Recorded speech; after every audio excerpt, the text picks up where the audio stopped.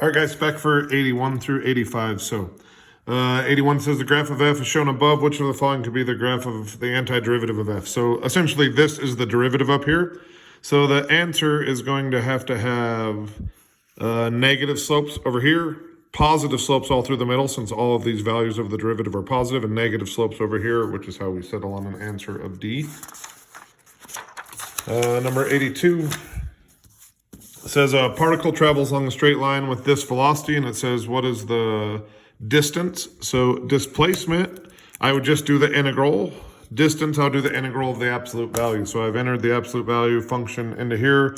I'll go second, calculate 7, 0 to 2. Oops, gotta wait for a sec. Again, if you ever get an error message on here, it's because your window's not big enough. So your window's got to at least be 0 to 2.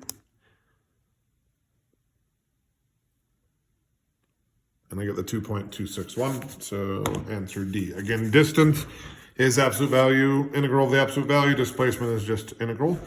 It says f be the function with the derivative here. It says at what value does f have a relative max? F is going to have a relative max when this function goes from positive to negative. So, and it says on -1 to 9. So I'm going to go ahead and go to y equals, and I'm going to plug this in. I got to put the top in parentheses, so I'm going to do the x to the third minus 8x squared. And some of the challenge here is just going to be making sure that you can actually use your calculator. So don't think by watching me that you have suddenly figured out how to use your calculator. Make sure you are putting all these in on your own to make sure you can do that. So I've got the function in, and now I'm going to go set my window. I'm going to go from -1 to 9, and then I'm going to hit zoom fit just so I see a picture of this. I don't technically have to, but I'm going to take a look there. And I am looking at, for the place where this thing goes from positive to negative, looks to be about right there. So I go look at the answers, and the only one that fits in there is that 0.683. Number 84 says the number of bacteria in a container increases at a rate of R of T. So this is the rate of increase. If there are 1,000 bacteria at the time, which of the following expressions gives the number of bacteria at time 3? So we settle here because 1,000 is the initial amount, plus if we take the integral from 0 to 3 of the rate, that'll give me the change.